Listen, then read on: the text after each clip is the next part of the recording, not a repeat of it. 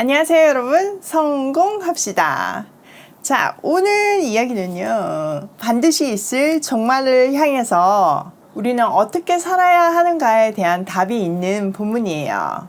또 그동안 많이 질문해 주셨던 것 중에 하나인데, 그리스도인은 술을 마셔도 되는가? 거기에 대한 명백한 답이 있는 또 본문이거든요. 오늘 그런 답들을 얻으셨으면 좋겠어요. 자, 첫 번째는 이제 멸망의 이야기인데요. 한번 20절 볼게요. 너희가 예루살렘이 군대들에게 에워싸이는 것을 보거든 그 멸망이 가까운 줄을 알라. 자, 예수님은요, 위쪽 부분에서 한란의 징조들을 얘기하시다가 지금 이 부분부터는 시선을 끝으로 돌리세요. 지금 이 장면은 예루살렘이 로마 군대에 포위당하고 공격을 당하는 상황을 말해요. 자, 21절. 그때 유대에 있는 자들은 산으로 도망할 것이며 성내에 있는 자들은 나갈 것이며 촌에 있는 자들은 그리로 들어가지 말지어다. 이날들은 기록된 모든 것을 이루는 징벌의 날이니라. 그날에는 아이 벤 자들과 젖먹이는 자들에게 화가 있으리니 이는 땅에 큰 환난과 이 백성에게 진노가 있겠음이로다. 그들이 칼날의 죽임을 당하며 모든 이방에 사로잡혀 가겠고 예루살렘은 이방인의 때가 차기까지 이방인들에게 밟히리라. 예루살렘의 멸망은요, 하나님의 구원사에서 종말을 얘기해요. 예루살렘은 구원이 성취되는 곳이었고 땅끝까지 전파될 하나님의 말씀이 나오는 곳이었어요. 그럼 그곳에 이제 징벌의 날이 반드시 임하고 그 끝을 보게 될 것이라는 거죠. 산으로 도망가야 되며 되돌아보아서는 안 되고 임신을 했거나 수유하는 여인들은 힘듦을 겪을 거라고 말해요.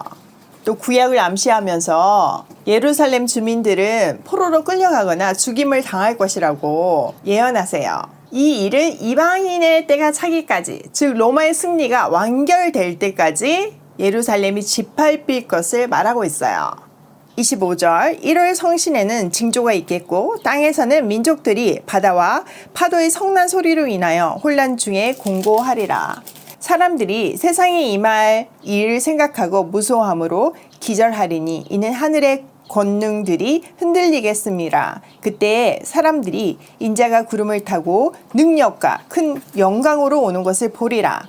이런 일이 되기를 시작하거든 일어나 머리를 들라 너희 속량이 가까웠느니라 하시더라. 세상 끝날에 우주적인 징조들 또 자연계에 나타날 징조들을 말씀하세요. 이 모든 징조들은요, 모든 민족에게 두려움과 고통이 될 것이라고 말씀하세요. 또 이 모든 것들은 인자가 큰 영광과 권능을 가지고 구름을 타고 올 징조가 될 텐데 이런 일들이 일어나면 믿는 자에게는 구원의 소식이라는 거예요. 구원의 간에 말씀하시고 무화과 비유를 통해서 다시 한번 정리해 주세요. 무화과 비유 한번 볼게요. 29절. 이에 비유로 이르시되 무화과 나무와 모든 나무를 보라. 싹이 나면 너희가 보고 여름이 가까운 줄을 자연히 아나니 이와 같이 너희가 이런 일이 일어나는 것을 보거든 하나님의 나라가 가까이 온 줄 알라. 무화과 나무는 이스라엘을 상징하는 나무예요. 근데 누가는요, 다른 공감 복음하고는 좀 다르게 무화과 나무에 이어서 모든 나무라고 첨가해요. 여기서 우리는 이방인을 대상으로 이 책을 쓰고 있는 누가의 저작 의도를 볼 수 있는 거죠.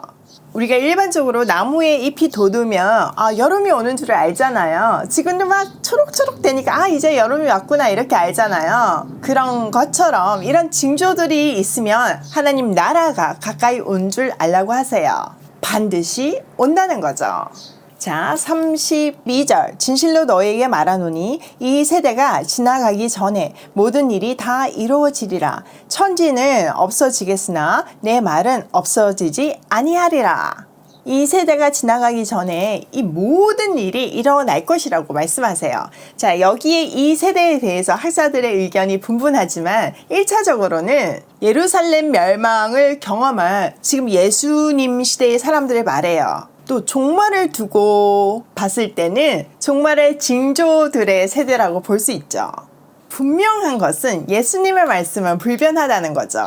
구약에서부터 일관되게 강조되어 오는 여호와의 말씀이 지닌 불변성이 예수님의 말씀으로 이어진다는 거예요. 하나님의 나라는 반드시 도래하고 끝은 반드시 있다는 거죠. 자, 예수님은요, 이 반드시 있을 종말에 대비하라고 하는데요. 기도함으로 깨어있으라는 구체적인 겉면으로 종말론적 강화를 마무리하세요.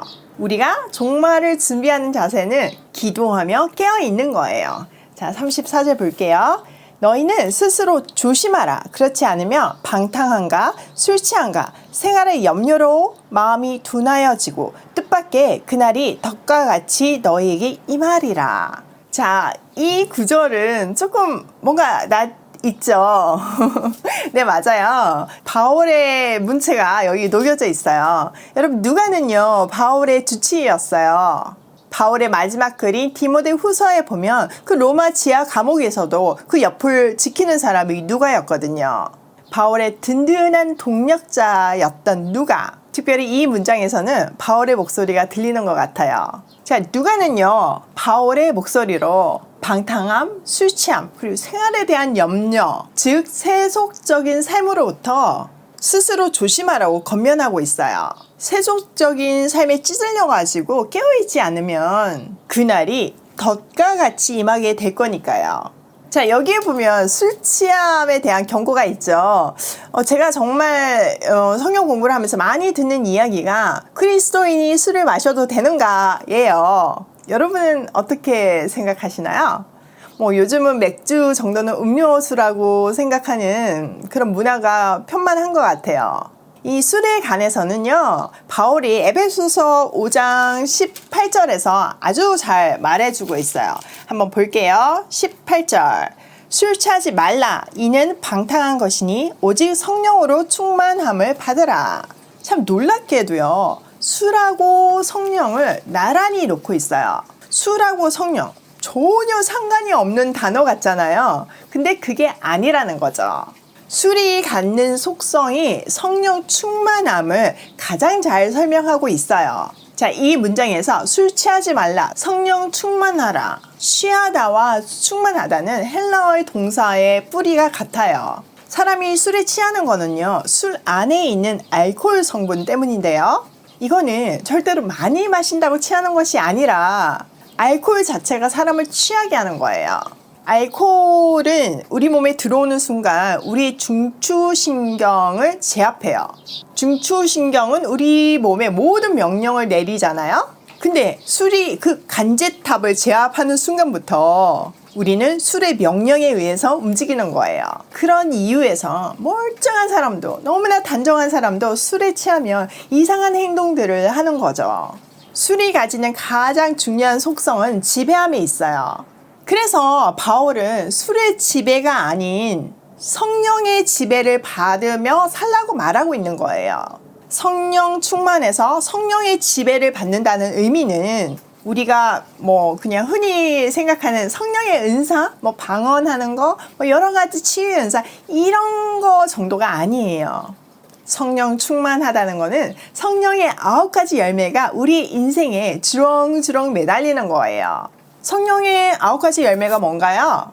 사랑, 희락, 화평, 오래 참음, 자비, 양선, 충성, 온유, 절제. 이런 아름다운 단어들이잖아요. 이런 성품들이 우리가 아무리 안 나타내려고 해도, 아무리 막아도 우리 삶 속에, 우리 인격 속에 드러난다는 거예요. 하나님 만나면 사람이 바뀌잖아요. 이런 사랑의 사람으로 변하잖아요. 이게 성령 충만함의 증거예요. 성령님이 내 삶의 사령관이 되어서 우리의 행동과 생각을 주장하시고 계시는 거죠. 근데 우리는 일반적으로 술 취한다는 거를 단순히 건강적인 차원에서나 또 취하지 않는 정도는 괜찮다라고 말하는 사람들도 많아요. 성경에서 술 취하지 말라는 말은 사실 그것보다 훨씬 큰 의미예요. 그리스도의 피로 구속받은 하나님의 자녀라면 내 인생의 주권은 오직 하나님께만 있다라는 신앙 고백이 술을 마시지 않는 데 있는 거예요. 이런 중심된 고백이 우리 삶에서 지켜질 때 우리는 세상에서 넉넉히 승리할 수 있는 거예요. 성령 충만한 사람을 누가 막을 수 있겠어요? 저는 신앙 고백의 의미로 술을 마시지 않고 있어요. 근데 이거 굉장히 지혜롭게 얘기해야 돼요. 이건 신앙 고백이라고 얘기를 했잖아요. 근데 막 갓 믿어서 이제 막 교회에 오는 사람들한테 술 때문에 지적하면서 교회를 안 오게 하는 건 아니에요. 그 사람 수준에서는 그게 처음에 안 되는 거예요. 술을 마시지만 교회에 오는 게 낫지 술 끊고 교회도 안 오는 거 그건 아니잖아요. 사실 그런 경우에는 술도 못 끊고 교회도 안 오는 경우가 태반이잖아요. 그러니까 우리는 기다려 줄 줄 알아야 되는 거죠. 정죄의 잣대로 하는 게 아니라 내 신앙 고백이 담겨 있다는 사실을 알아야 돼요. 술 마신다고 구원 못 받고 이런 거 아니잖아요.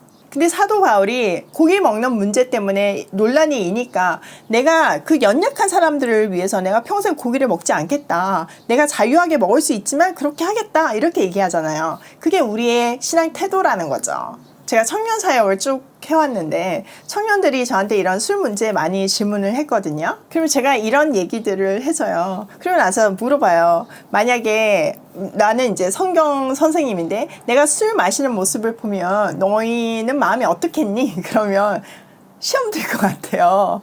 안 마시는 게 훨씬 더 좋아 보인다는 거죠. 그러니까 저는 그 연약한 지체들을 위해서 절제하는 거죠. 더 나아가서 저는 정말 성령님한테만 취하고 싶거든요. 성령 충만하고 싶거든요. 그러니까 술을 안 마실 수 있는 거예요. 여러분들한테도 답이 됐으면 좋겠네요. 자, 그 다음 35절. 이날은 온 지구상에 거하는 모든 사람에게 임하리라. 이러므로 너희는 장차 올 이 모든 일을 능히 피하고 인자 앞에 서도록 항상 기도하며 깨어있으라 하시니라. 그날은요, 어떤 특별한 사람들한테만 임하는 것이 아니고요, 온 땅에 모든 사람한테 임해요. 심판의 보편성을 말하고 있어요. 구원을 받고 재림하시는 주님 앞에 당당히 설 수 있도록 기도하면서 늘 깨어있으라고 강조하고 있어요. 깨어있으려면 기도를 해야 깨어있을 수 있는 거예요. 자, 37절. 예수께서 낮에는 성전에서 가르치시고 밤에는 나가 감람원이라 하는 산에서 쉬시니 모든 백성이 그 말씀을 들으려고 이른 아침에 성전에 나아가더라. 자, 예수님은요, 낮에는 성전에서 가르치시고 밤에는 올리브산, 감람산에서 지내셨어요.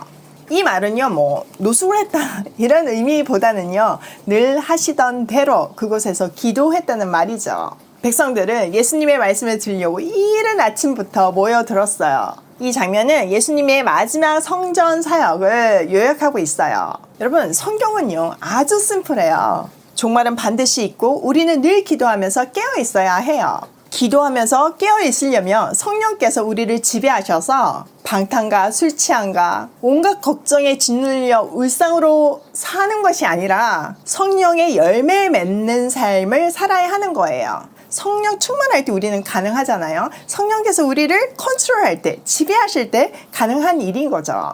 여기서도 다시 하긴 하지만 환경은요, 우리의 행복의 조건이 아니에요. 무엇이 우리 인생을 지배하고 있는가가 복된 인생의, 행복한 인생의 근본 조건이에요. 오늘도 성령 충만함으로 기도함으로 깨어서 성령의 열매를 맺으며 고고싱 해요.